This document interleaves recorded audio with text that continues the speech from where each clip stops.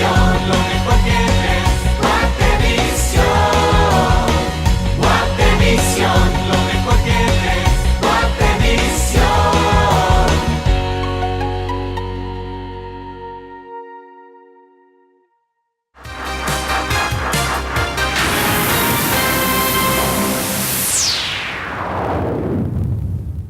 ¿Qué tal, amigos? ¿Cómo están? Gracias por acompañarnos. Un nuevo programa de desafíos, como siempre abordando temas importantes de la realidad del país. Como todos sabemos, Guatemala está catalogado como uno de los países más vulnerables dentro del continente americano en relación a los efectos del cambio climático y también está ubicado entre los 10 a nivel mundial, que tiene una situación más que compleja cuando hablamos del caso de desnutrición que se da en el país en regiones que son muy afectadas. Hay avances en el tema, habían propuestas concretas cuando asumía el nuevo gobierno para tratar de reducir los indicadores. ¿Qué está haciendo la Secretaría de Seguridad Alimentaria y Nutricional para poder enfrentar este tema de lleno? También hablaremos con representantes del sector privado que de una u otra manera se suman para poder abordar y enfrentar este tema. Ese es el punto que hoy nos ocupa en Desafíos. Veamos el siguiente reportaje y luego el invitado que hoy nos acompaña. Su esperanza de vida es menor. Mañana no podrán absorber los conocimientos que necesitan y sus hijos quizás repitan la historia. Este es el difícil panorama que les espera a los niños que sufren desnutrición aguda, un problema que, según datos de UNICEF, afecta a 8 de cada 10 niños y niñas indígenas en Guatemala.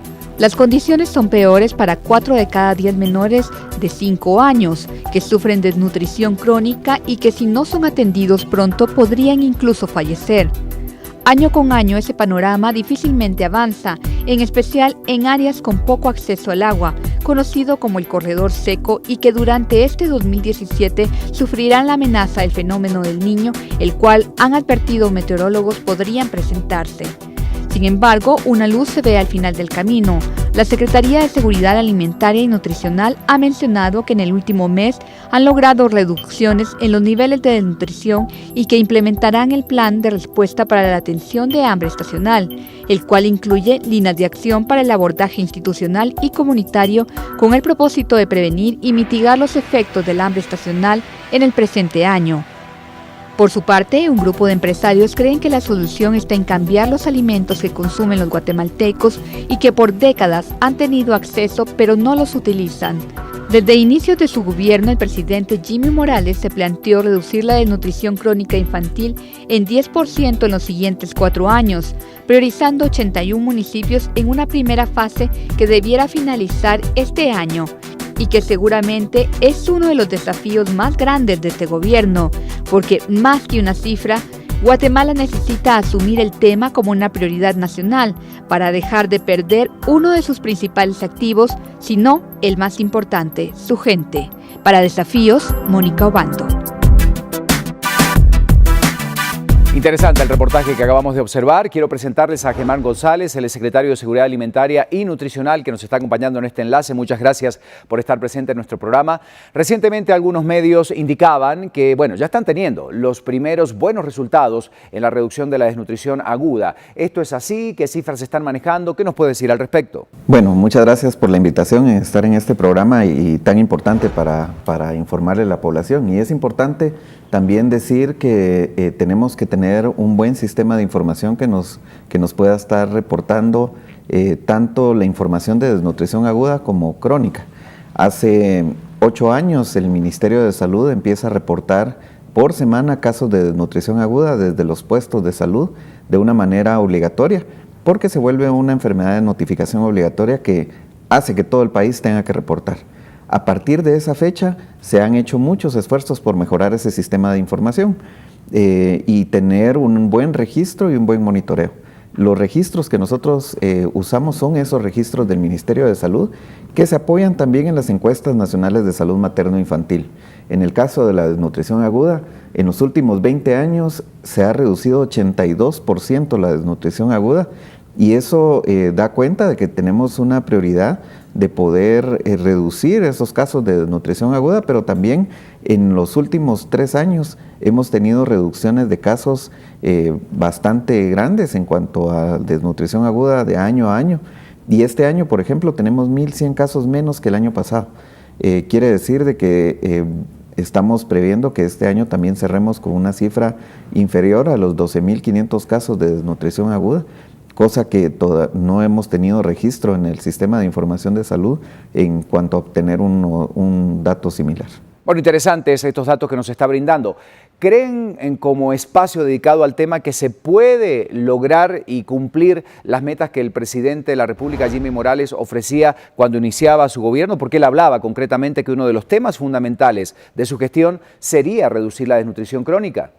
Es un primer paso y yo creo que lo que tenemos que hacer es seguir avanzando para poder reducir la desnutrición más importante, que es la desnutrición crónica. Pero si todos ponemos esfuerzo como hemos hecho con la desnutrición aguda, creo que podemos lograr cifras de reducción también importantes en el tema de desnutrición crónica. También hay que mencionar de que en este tema no es un tema de resultado de gobierno, sino que es un resultado de país en donde muchos sectores se han volcado a poder hacer atención de niños con desnutrición aguda, y que lo que queremos en los próximos años es que esa misma fuerza y ese mismo ímpetu se imprima en los casos de desnutrición crónica que hay en 46% de los niños de todo el país. Si hacemos un recorrido por la geografía guatemalteca, ¿en qué departamentos se están enfocando? ¿Cuáles son realmente los puntos más vulnerables, los focos rojos que tenemos en el país cuando hablamos de desnutrición? Tenemos priorizados 7 departamentos: Huehuetenango, Quiché, Alta Verapaz, Chiquimula, San Marcos, Totonicapán y Sololá. Esos 7 departamentos explican casi el 60% de la desnutrición del país. Si nosotros nos concentramos a hacer intervenciones que están de probada eficacia, como la ventana de los 1000 días, en esos 7 departamentos vamos a incidir en el promedio nacional y seguramente podemos reducir mucho más que 10% en los próximos años. Indudablemente hay que abordar el tema del corredor seco. Estamos hablando de una gran cantidad de familias detectadas con problemas. ¿En qué condiciones y cuáles serían estas áreas más vulnerables? Bueno, en este momento nosotros mantenemos un registro con el Ministerio de Agricultura de cuáles son las familias que tienen agricultura de subsistencia e infrasubsistencia. Esas son las familias que más vulnerables se ven para poder producir sus alimentos, que son los que consumen. Durante el mes de diciembre, el Ministerio de Agricultura hizo una evaluación de cuál era el estado de esos cultivos y cómo habían cosechado. Y ellos están reportando alrededor de 100,000 familias que tienen pérdidas de maíz y de frijol en el año 2016 y que son las familias que son vulnerables para atenderlas en situaciones de inseguridad alimentaria. Bueno, aprovechando su presencia, hemos abordado ya distintos puntos del tema de la nutrición en nuestro país. Me gustaría saber en qué consiste este plan contra el hambre estacional, de qué se trata, cómo lo están enfrentando, cuáles son los lineamientos. Bueno, este es un plan que se hace en el país desde hace 4 años y este año hemos contado con la participación del sector de la sociedad civil y recibido aportes del sector empresarial organizado. En ese sentido, lo que prevemos es poder prevenir desnutrición aguda en los casos del corredor seco y tratar la manera de hacer asistencia técnica agroforestal, mejorar la detección de casos oportuna y sobre todo hacer tratamientos de desnutrición aguda con el Ministerio de Salud. Pero también poder generar condiciones de resiliencia en las familias. Las municipalidades nos están empezando a ayudar con el tema de agua y saneamiento, algo muy clave que todos los hogares del país debieran de tener agua potable y un servicio de saneamiento que nos permita poder tener mejores condiciones de vida en nuestros hogares y que a la larga podamos tener una mejor previsión y no estar atendiendo emergencias de situaciones en donde hayan muchos casos de niños con desnutrición aguda o lo más lamentable que pudieran haber muertes por desnutrición aguda. Señor secretario, ¿qué diferencia existe entre la desnutrición crónica y la desnutrición aguda para que realmente la gente pueda entender, no solamente desde el punto de vista de los síntomas, sino también cuáles son las causas y sobre todo las consecuencias que pueden traer? Empecemos por la desnutrición aguda. La desnutrición aguda se da en un momento en el cual el niño deja de ingerir alimentos por alguna situación, sea por una enfermedad respiratoria o por una enfermedad diarreica. En ese momento el niño empieza a perder peso empieza a perder peso de tal manera de que no puede hacer sus funciones básicas y pone en riesgo su vida. Ese poner en riesgo su vida significa incluso hasta llegar a la muerte en un periodo muy corto de tiempo. Pueden ser 5 hasta 10 días y el niño puede fallecer por esa desnutrición aguda. Y es la que todos conocemos, es la que hemos visto en los periódicos donde los niños tienen su piel pegada a su hueso y que no se miran con una apariencia saludable, sino que pierden muy rápido peso y esta desnutrición se puede curar. Y es importante decir eso, y por eso es de que los datos están reflejando mucho mayor avance en este tema, porque es necesario un tratamiento que, si se detecta a tiempo, no dura más de 10 días el tratamiento y se cura el niño por desnutrición aguda. En el caso de la desnutrición crónica, es un periodo más prolongado, de incluso años, de poder tener una mala alimentación, una mala ingesta de nutrientes y sobre todo empezar a perder las capacidades para poder crecer. El cuerpo humano es tan eficiente que con la energía que tiene preserva su vida. Y en el caso de la desnutrición crónica, durante los primeros 1000 días de vida se necesita poder tener toda la ingesta de nutrientes desde la lactancia materna hasta poder aprender a comer de la olla familiar para poder desarrollarse de una manera adecuada. Y como se ve esto, es midiendo a los niños en su estatura. El cuerpo humano deja de crecer a la velocidad que debiera de crecer por preservar su vida. Y esta desnutrición, lamentablemente, solo se puede prevenir durante los primeros 1000 días de vida. Y por eso es que existe este programa dentro del Ministerio de Salud. Bueno, muchísimas gracias por estar con nosotros abordando este tema tan importante. Tenemos que hacer la primera pausa en Desafíos. Hoy estamos hablando de la desnutrición en el país. En instantes, más preguntas y más temas para seguir abordando.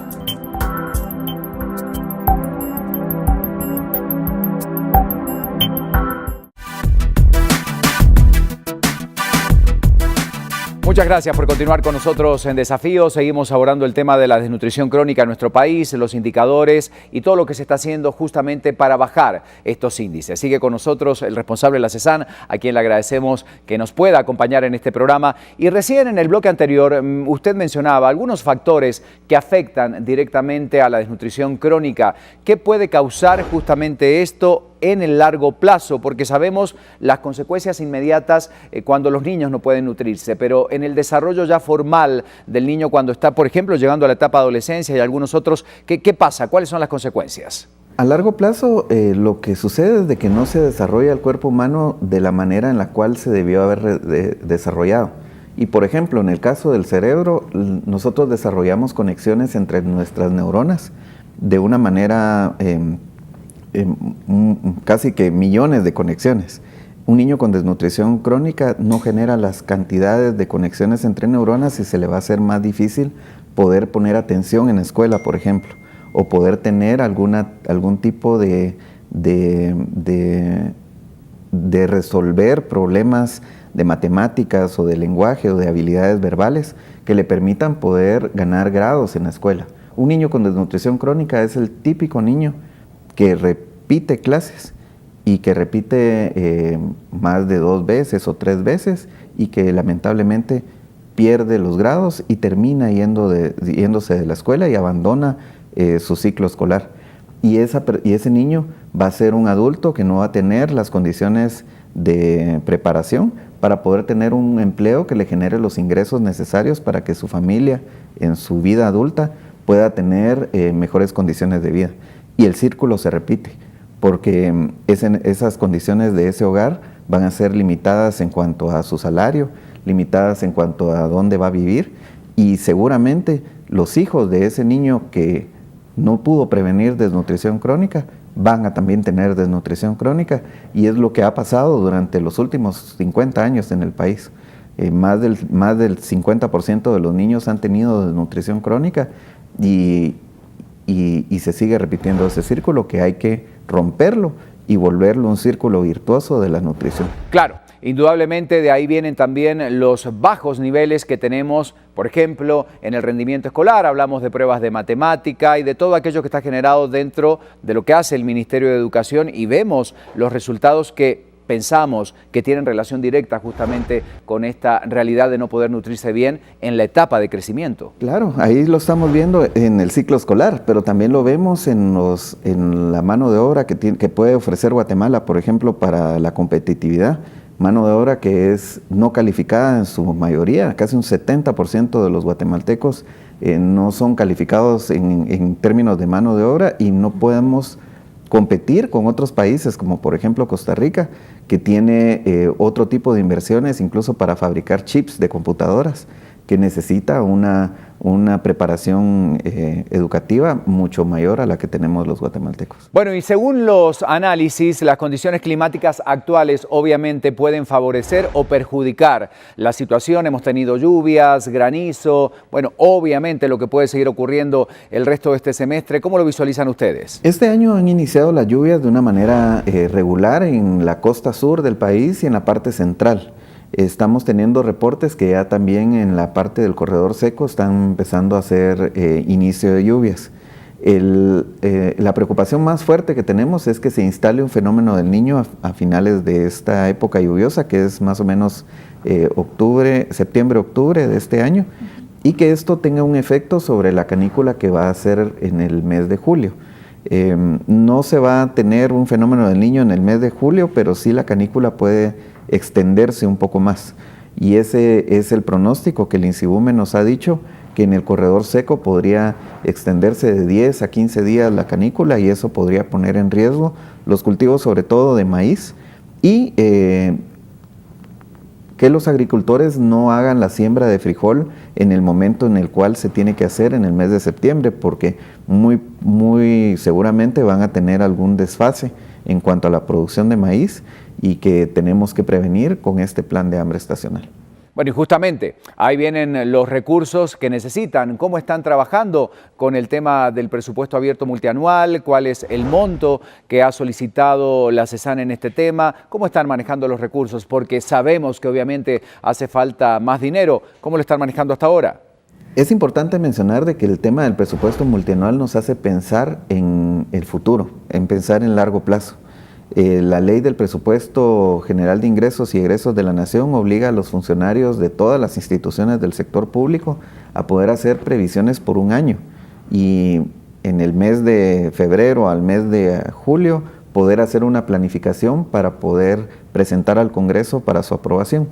En este año lo que el Ministerio de Finanzas ha implementado es poder tratar la manera de pensar en largo plazo, o por lo menos en el mediano plazo hasta el año 2022, y poder ver si los programas que estamos ejecutando pueden tener alguna continuidad o algún tipo de fortalecimiento durante los próximos 5 años. En ese sentido, lo que hemos hecho con el Ministerio de Finanzas es de primero hacer un plan operativo anual del año 2018, pero también hacer un plan operativo multianual hasta el año 2022, que nos permita elegir cuáles son aquellas programas que son importantes mantenerlos. Los ministerios y las secretarías lo estamos haciendo con las prioridades presidenciales. La desnutrición crónica es una de las que el presidente nos ha dicho, este programa lo tenemos que proteger, dado que está dentro de la política general de gobierno, pero también el CATUN 2032 nos marca al año 2030 reducir a la mitad la desnutrición crónica en el país.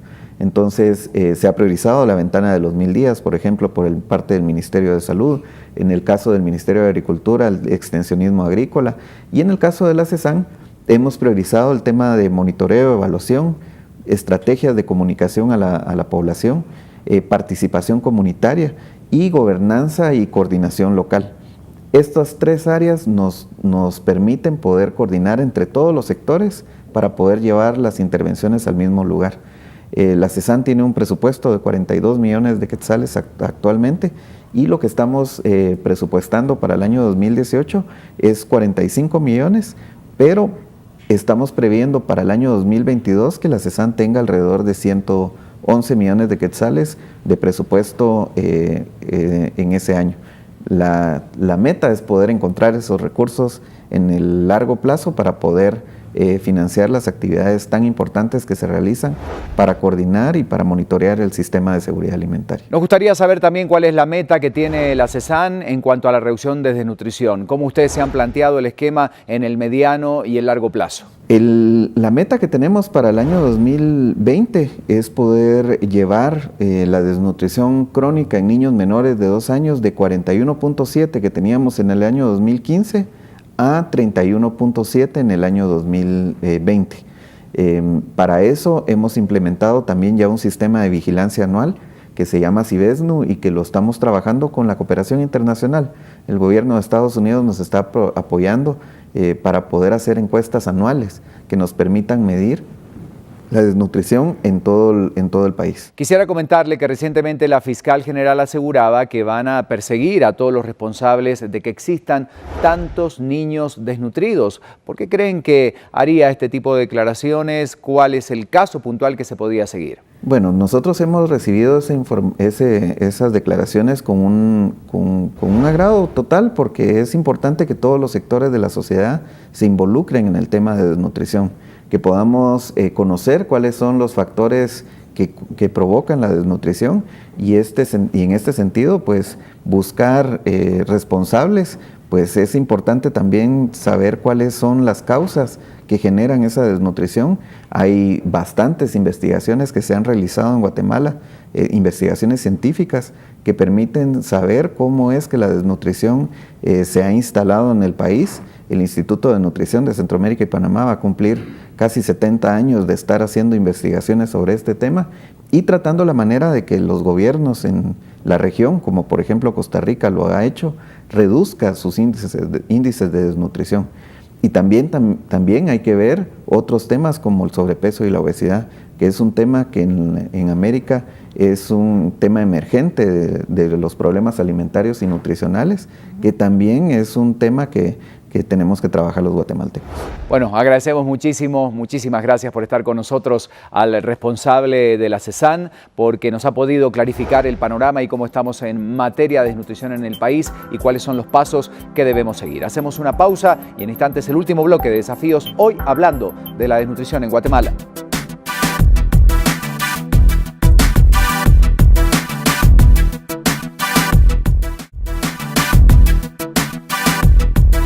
Y en este último bloque de desafíos presento a Rodolfo Castillo. Él es el director ejecutivo de la Asociación Gremial del Empresariado Rural, AGER. Muchas gracias por acompañarnos, bienvenido. Y esta es una pregunta puntual. ¿De qué forma el sector empresarial y su institución concretamente se está involucrando, o ya trabaja de hecho, contra la desnutrición en el país? Muchísimas gracias por la oportunidad de poder comunicarnos sobre los esfuerzos que se están tratando de hacer.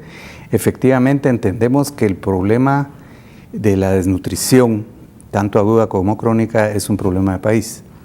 Y es un problema que todos debiésemos afrontar, porque a la larga no puede ser que justamente haya tanta cantidad de personas que vivan en esas condiciones.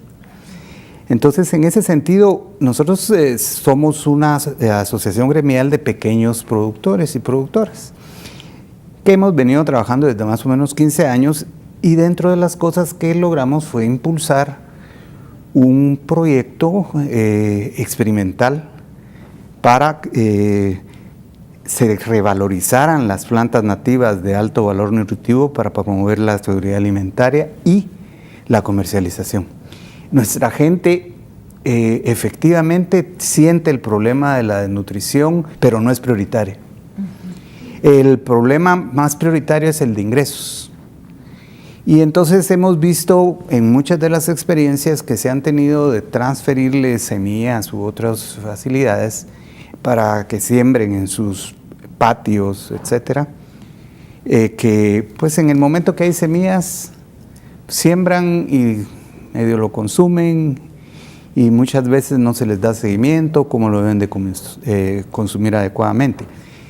Guatemala realmente tiene muchos tesoros en ese sentido, que obviamente después de la conquista se fueron perdiendo, porque fueron proscritos en alguna medida y se fue evitando que la población los consumiera por el grado de energía y de vitalidad que dan. Y también porque algunos aparentemente se usaban para unos ritos, ¿verdad?, de carácter religioso, aunque no era exactamente cierto.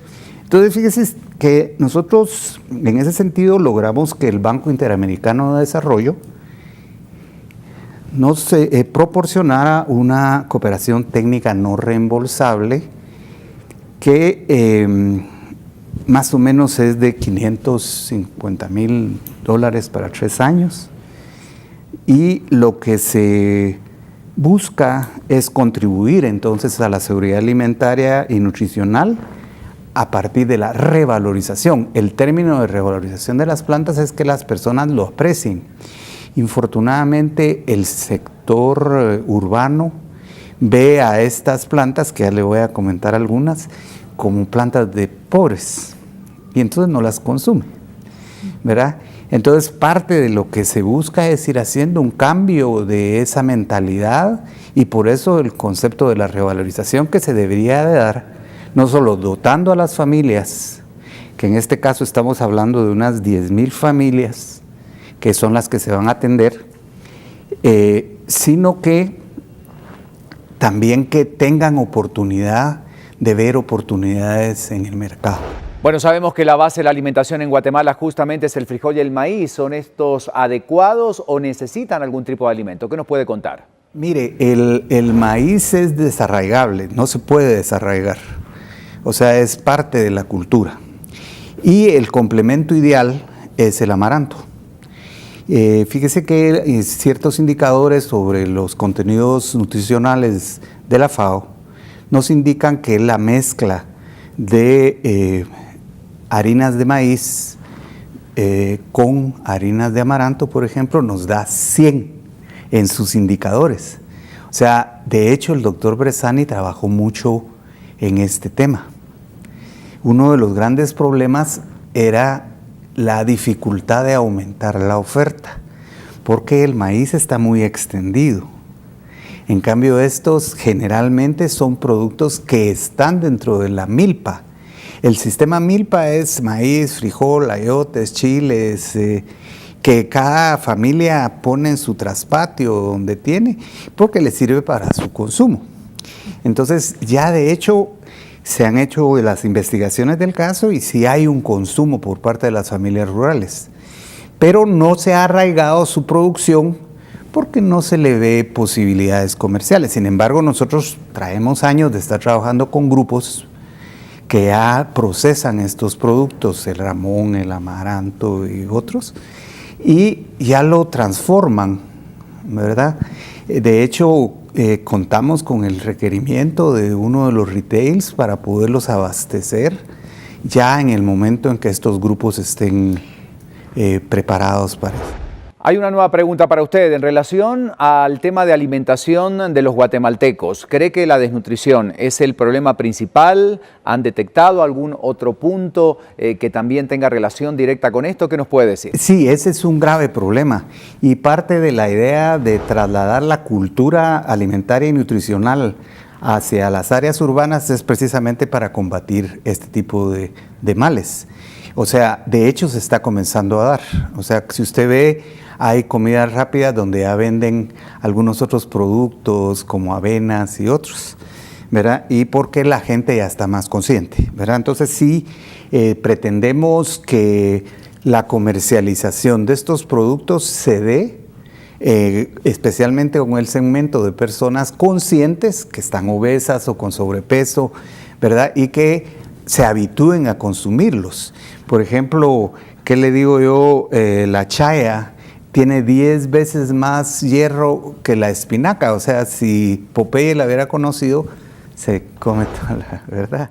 Le agradecemos muchísimo que nos haya acompañado. Él representa al sector empresarial y vemos que sí, Indudablemente, la lucha contra la desnutrición es un tema que nos compromete a todos como sociedad, independientemente del trabajo que está haciendo la CESAN, como lo precisaba su secretario al inicio de este programa, como el empresariado también se está sumando. Son todos los involucrados en el sistema lo que debemos pensar seriamente en un problema que obviamente debe ser erradicado para mejorar todos los indicadores en nuestro país. Muchas gracias por acompañarnos. Soy Ricardo García Santander. Los espero la próxima semana en Desafíos.